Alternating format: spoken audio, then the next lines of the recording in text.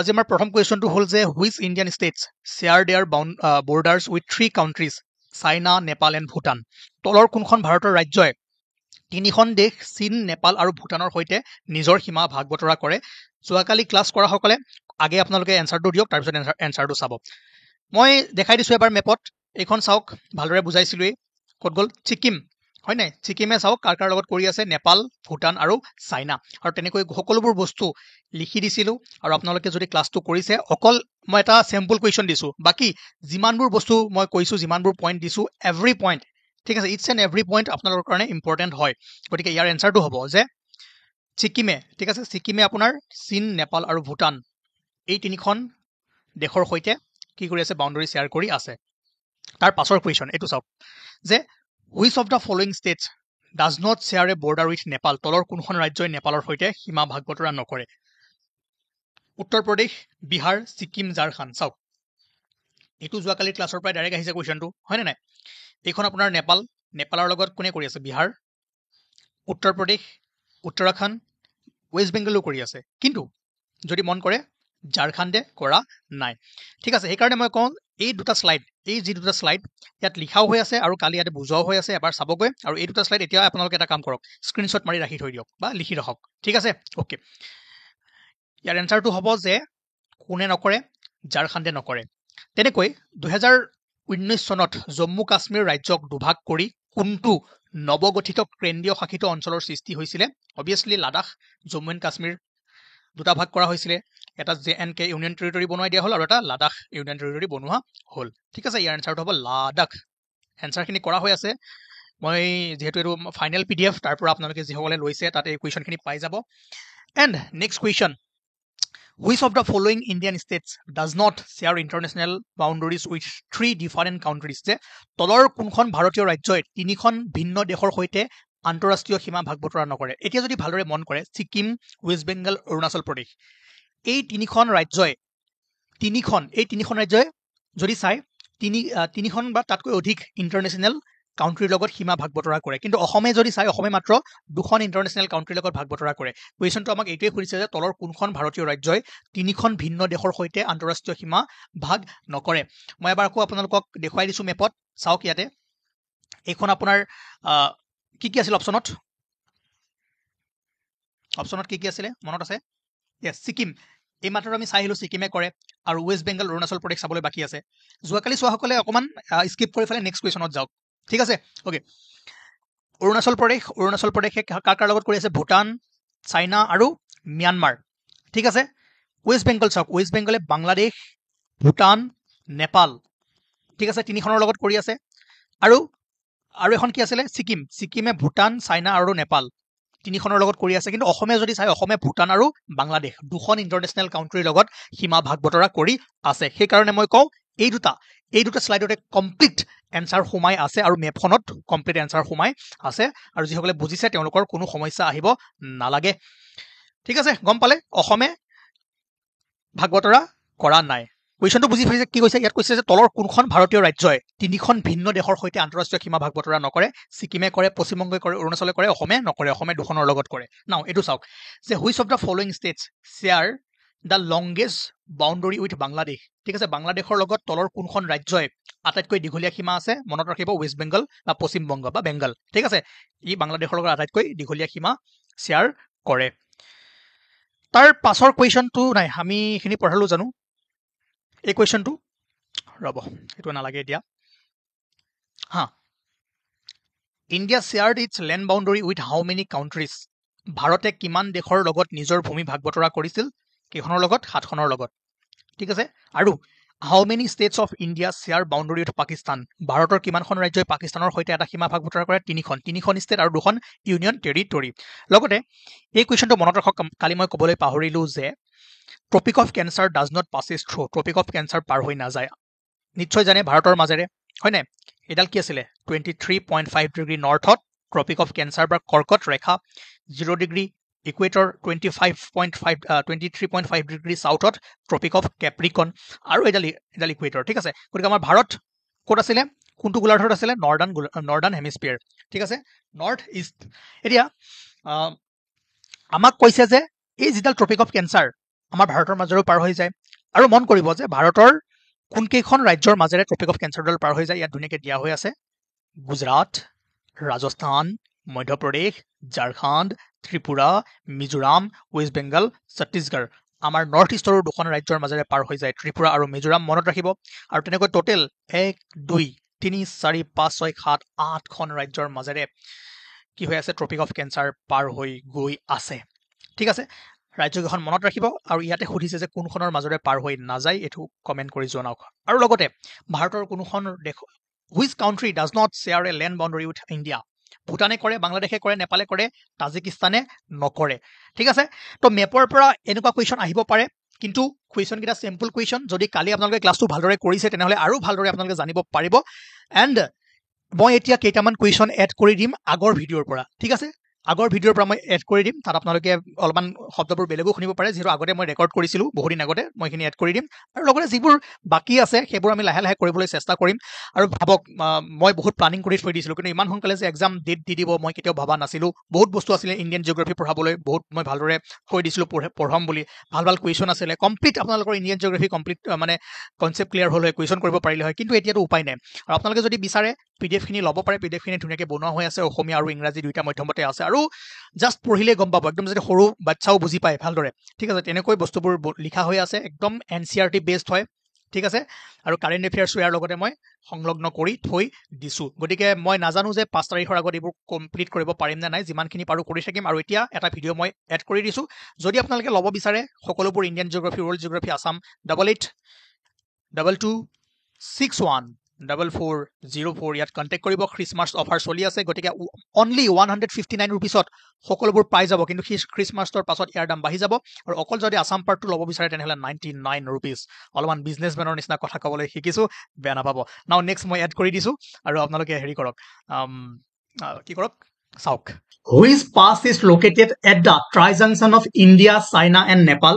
কোনটো পাছ ভাৰত চীন আৰু নেপালৰ সীমান্তৰ ত্ৰি-জংচনত অৱস্থিত মনত ৰাখিব এটো হৈছে আপোনাৰ লিপুলেখ ঠিক আছে ইয়াতে চাওক লিপুলেখ কালাপানী যেটো ৰিজন তাত আছে আৰু ইণ্ডিয়াৰ উত্তৰাখণ্ড নেপাল আৰু চাইনা এই পইণ্ট দেখিছে ষ্টেটখন সুধিব পাৰে কোনখন ষ্টেট উত্তৰাখণ্ড ঠিক আছে ওকে মনত ৰাখক try-junction point Lipulekh China India আৰু নেপাল তাৰ পাছত ঠিক আছে Next question. Which of the following Indian states has the most number of scheduled tribe population? তলৰ কোনখন ভাৰতীয় ৰাজ্যত অনুসূচিত জনজাতিৰ সংখ্যা সৰ্বাধিক এটো হ'ব মধ্য প্ৰদেশ ঠিক আছে তাৰ পাছত যদি চাই Which of the following is the largest tribe in India?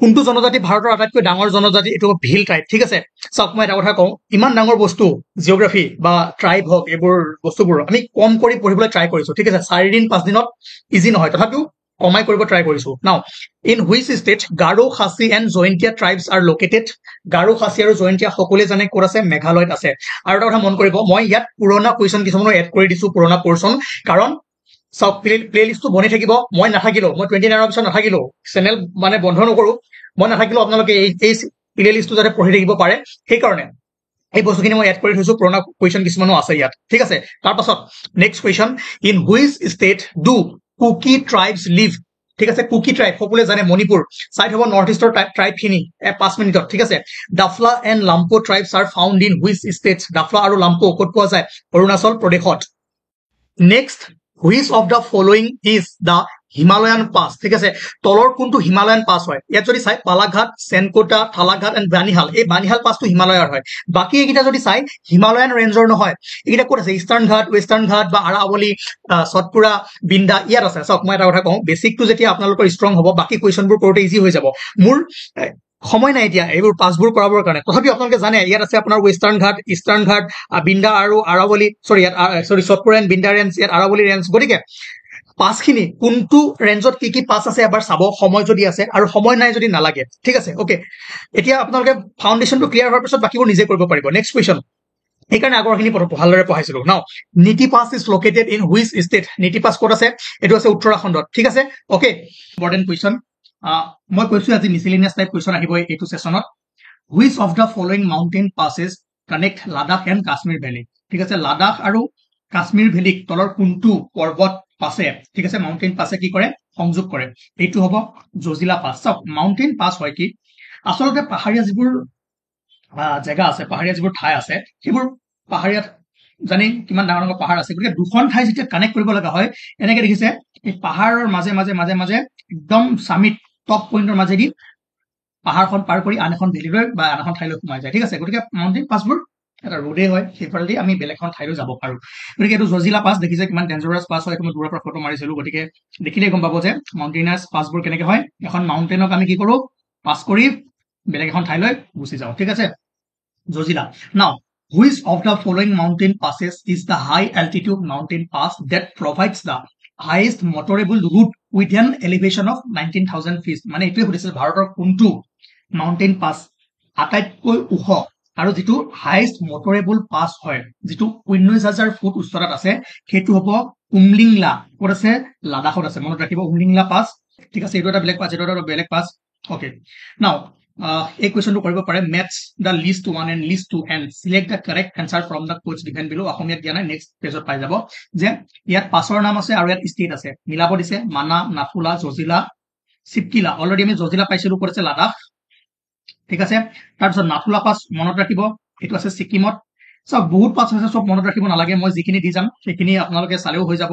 তাৰপিছত মানা পাছ আৰু চিপকিলা। মানা পাছ আছে আপোনাৰ উত্তৰাখণ্ড আৰু চিপকিলা আছে হিমাচল প্ৰদেশ। এবাৰ আপোনালোকে হেৰি কৰি জনাব, মোক এইটো কনফাৰ্ম কৰি জনাব, ঠিক আছে। তাৰপাছত next question, Yes, Jio' stationery orbit is at A height of, আছে জজিলা। নাও, which of the following mountain passes is the high altitude mountain pass that provides the highest motorable route with an elevation of 19,000 feet? মানে এইটোৱে সুধিছিল ভাৰতৰ কোনটো mountain পাছ আটাইতকৈ ওখ আৰু যিটো হাইষ্ট মটৰেবল পাছ হয়, যিটো 19,000 ফুট উচ্চতাত আছে, সেইটো হ'ব উমলিংলা। ক'ত আছে? লাডাখত আছে, মনত ৰাখিব উমলিংলা পাছ। উমলিংলা পাছত কি হয়, এই সৰি লাডাখত এই উমলিংলা পাছটো আছে, যিটো হাইয়েষ্ট মটৰেবল পাছ হয়, ঠিক আছে।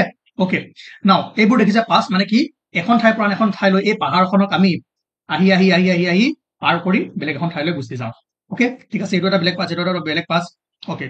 নাও এই কুৱেশ্যনটো কৰিব পাৰে, maths the least 1 and list 2 and select the correct answer from the Koch given বিলো। অসমীয়াত দিয়া নাই, নেক্সট পেজত পাই যাব যে ইয়াত পাছৰ নাম আছে আৰু ইয়াত ষ্টেট আছে, মিলাব দিছে। মানা, নাথুলা, জজিলা, চিপকিলা। অলৰেডি আমি জজিলা পাইছিলো, ক'ত আছে? লাডাখ, ঠিক আছে। তাৰপিছত নাথুলা পাছ মনত ৰাখিব, এইটো আছে ছিকিমত। চব বহুত পাছ আছে, চব মনত ৰাখিব নালাগে, মই যিখিনি দি যাম সেইখিনি আপোনালোকে চালেও হৈ যাব।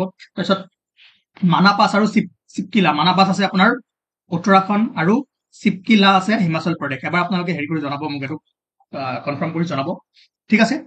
তাৰপাছত next question, Yes, Jio' stationery orbit is at A height of, যে ভূস্থিৰ কক্ষপথ বা জিঅ' ষ্টেচনাৰী অৰ্বিট কিমান উচ্চতাত থাকে পৃথিৱীৰ পৰা?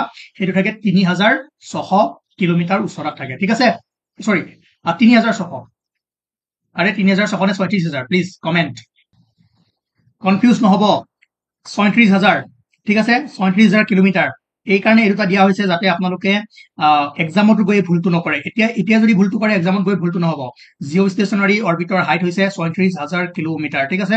সেইটো আৰু ইয়াৰ চিগনিফিকেন্স কি, কিয় ইয়াত ৰখা হয়, এইবিলাক এতিয়া আপুনি বাদ দিয়ক। Next question, the light of sun takes how much time to reach to earth? যে সূৰ্যৰ পোহৰ পৃথিৱীলৈ যাবলৈ কিমান সময় লাগে? আমাৰ পৃথিৱী, ইয়াতে সূৰ্য আছে, এতিয়া সূৰ্যৰ পোহৰ এনেকুৱা নহয়তো ডাইৰেক্ট আহি পৰি যায়, ইয়াৰ পৰা টাইম পোহৰো মিডিয়ামৰ মাজেৰে ট্ৰেভেল কৰোঁতে টাইম লাগে, কিমান সময়? 8 মিনিট 20 ছেকেণ্ড বা এপ্ৰক্সিমেটলি 8 মিনিট লাগে, ঠিক আছে, সূৰ্যৰ পৰা পৃথিৱীলৈ ৰে আহোঁতে বা পোহৰ আহোঁতে। Now important question, who propose the continental drift theory? কণ্টিনেণ্টেল ড্ৰিফ্ট থিয়ৰী তত্ত্বটো কোনে প্ৰস্তাৱ কৰিছিল? আলফ্ৰেড ৱেগনাৰে।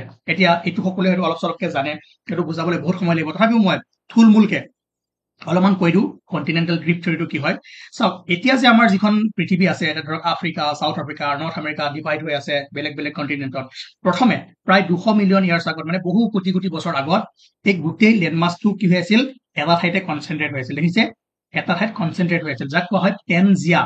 এক্সাম পইণ্টৰ ভিউৰ পৰা এইটো আপোনাৰ বেছি ইম্পৰ্টেণ্ট যে সেই লেণ্ডমাছটোৰ নাম কি আছিলে, যিটো এটা ঠাইত কনচেনট্ৰেট হৈ আছিলে, তাক আমি পেনজিয়া বুলি কওঁ। তাৰ পাছত সময় আৰু কোটি কোটি বছৰ যোৱাৰ পাছত, সময় যোৱাৰ পাছত কি হ'ল, এই লেণ্ডমাছটো, এই কনচেনট্ৰেটেড বা একেলগে থকা লেণ্ডমাছটো কি হ'ল?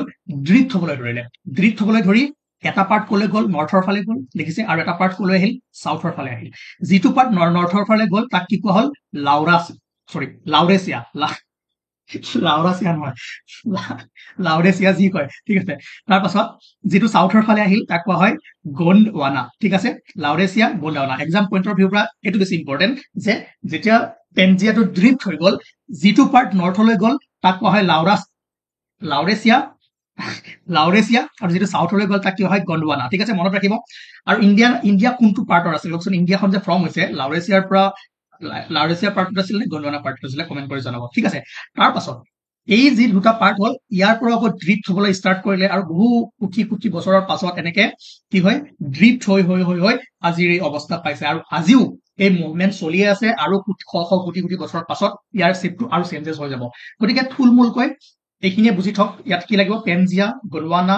লাউৰেচিয়া এইখিনি যদি হয় ধুনীয়াকে পঢ়িব ইয়াৰ বিষয়ে লিখা আছে বাছ এনাফ ঠিক আছে বুজি পালে কণ্টিনেণ্টেল ড্ৰিফ্ট ইয়াক কোনে দিছিলে এলফ্ৰেড ৱেগনাৰ ইয়াৰ মেকানিজম বহুত আছে বহুত বুজাব লাগিব সেইবোৰ এতিয়া সময় নাই now for a time difference of 2 hours the longitudinal distance will be equal to আমি লংগিটিউডিনেল কি হয় লিটিটিউড কি হয় লংগিটিউড কি হয় এইবোৰ আমি পঢ়িছিলো এতিয়া কৈছে যে 2 ঘণ্টা টাইম ডিফাৰেন্সৰ কাৰণে লংগিটিউডিনেল মানে ডিফাৰেন্স কিমান ডিগ্ৰী লাগিব এতিয়া আপোনালোকে অলৰেডি নিশ্চয় জানে যে আমাৰ যিটো প্ৰাইম মেৰিডিয়ান ইয়াৰ ৰেফাৰেন্সত আমি কি কৰো ষ্টেণ্ডাৰ্ড টাইমটো যিটো গ্ৰীনউইচ মিন টাইম বুলি কওঁ ঠিক আছে ইয়াৰ পৰা যদি আপুনি এইফালে আহে কি হয় টাইম এহেড আগুৱাই থাকে আৰু ইয়াৰ পৰা যদি আপুনি ইফালে যায় কি হয় টাইম কি হয় লুজ হয় মানে সৰি পিছুৱাই থাকে ঠিক আছে সেইটোৱে কৈছো এতিয়া এই টাইমটো কিহৰ লগত খেলা কৰে লংগিটিউড আমি জানো এইটো 0 ডিগ্ৰী তাৰপিছত কি হয় 1 2 3 4 5 6 এনেকে আহে যে আপুনি এভৰি 1 ডিগ্ৰী যদি এনেকে যায় কি হ'ব টাইম ডিফাৰেন্স হ'ব ইফালেও যদি এভৰি 1 ডিগ্ৰী যায় টাইম ডিফাৰেন্স হ'ব এতিয়া অলৰেডি এই কনচেপ্টটো বুজাইছো কিন্তু ইয়াত কি কৈছে যে 2 ঘণ্টা সময় পাৰ্থক্যৰ বাবে কিমান ডিগ্ৰী আমি কিমান লংগিটিউডৰ ডিষ্টেন্স কিমান হ'ব লাগিব যে লংগিটিউডৰ ডিফাৰেন্স কিমান হ'ব লাগিব আপোনালোকে জানে যে 1 ডিগ্ৰী ঠিক আছে 1 ডিগ্ৰী লংগিটিউড যদি আপুনি ডিফাৰেন্স হয় মানে কিমান মিনিট আপোনাৰ পাছ হ'ব 4 মিনিট মানে মই এটা বুজাই দিছো থুলমূলকে বুজাইছো যদি এইখিনি ঠাইত টাইম এই ধৰক ইয়াত এইটো 0 ন ইয়াতে ধৰক 12টা বাজিছে ইয়াতে 12টা বাজিছে ইয়াত কিমান 0 ডিগ্ৰী আপুনি 0ৰ পৰা যদি 1 ডিগ্ৰী আহি যায় 1 ডিগ্ৰী অহাৰ লগে লগে কি হ'ব এইখিনি জেগাত হ'ব 12টা 4 বুজিছে মানে 1 ডিগ্ৰী ডিফাৰেন্স 1 ডিগ্ৰী যদি আপুনি লংগিটিউড আহে কিমান টাইম ডিফাৰেন্স পায় 4 মিনিট যদি 1 ডিগ্ৰী আহোতে 4 মিনিট লাগে তেনেহলে আপুনি 1 আৱাৰত কিমান হয় 60 মিনিট 60 মিনিটত কিমান ডিগ্ৰী আপুনি আহিব লাগিব কিমান ডিগ্ৰী ডিফাৰেন্স কৰিব লাগিব ইয়েস 15 ডিগ্ৰী ঠিক আছে গতিকে 15 ডিগ্ৰী যদি আপুনি চাওক এতিয়া 15 লিখা 0ৰ পৰা যদি 15 লৈ আহে কিমান টাইম ডিফাৰেন্স হ'ব 1 আৱাৰ এতিয়া কুৱেশ্যনটো কি কৰিছে 2 ঘণ্টাৰ বাবে কিমান হ'ব 30 ডিগ্ৰী লংগিটিউড ডিফাৰেন্সত দুখন ঠাইৰ মাজৰ সময় কিমান হ'ব 2 ঘণ্টা ডিফাৰেন্স হ'ব ঠিক আছে ইজি কাৰণ আমি এইবিলাক পঢ়িছো আগতে টাইম ওয়েষ্ট বেছি নকৰো এটো সকলোৱে জানে আমাৰ ইণ্ডিয়াৰ যিটো ষ্টেণ্ডাৰ্ড টাইম জোখা হয় কোনডাল লংগিটিউডৰ ৰেফাৰেন্স কৰি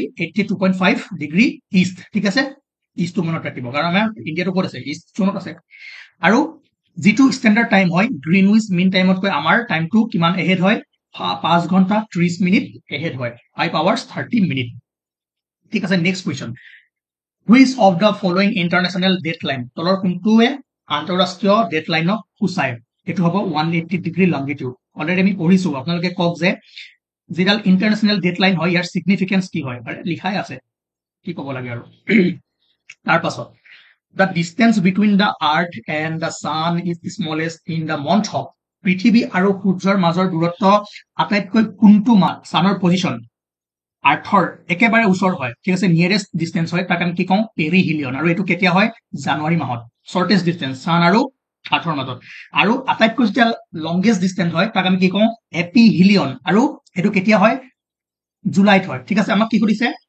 यस জানুৱাৰী ঠিক আছে জানুৱাৰীত কি হ'ব আৰ্থ আৰু সানৰ মাজৰ ডিসটেন্স আটাইতকৈ কম হ'ব কিয় কাৰণ আমি জানো যে পৃথিৱীখন আমাৰ সূৰ্যৰ চাৰিওফালে ঘূৰি থাকে পাৰফেক্ট সাৰ্কুলাৰ অৰবিট নহয় এটো কি হয় ইলিপ্ট্ৰিকেল অৰবিটত ঘূৰি ফুৰে সব বুজাইছো গতিকে এতিয়া ইয়াত সময় ইনভেস্ট নকৰো next question the science of drawing maps is call মানচিত্ৰ অংকন কৰা বৈজ্ঞানিক পদ্ধতিক কি বুলি কোৱা হয় এটো মনত ৰাখিব কাৰ্টোগ্ৰাফি একদম মনত ৰাখিব এটো আহাৰ চান্স আছে কাৰ্টোগ্ৰাফি যি আমি যে মেপ ড্ৰ কৰো ঠিক আছে মেপ ড্ৰ কৰা প্ৰণালীটোক বা এই সাইন্টিফিক মেথডটোক কি বুলি কোৱা হয় কাৰ্টোগ্ৰাফি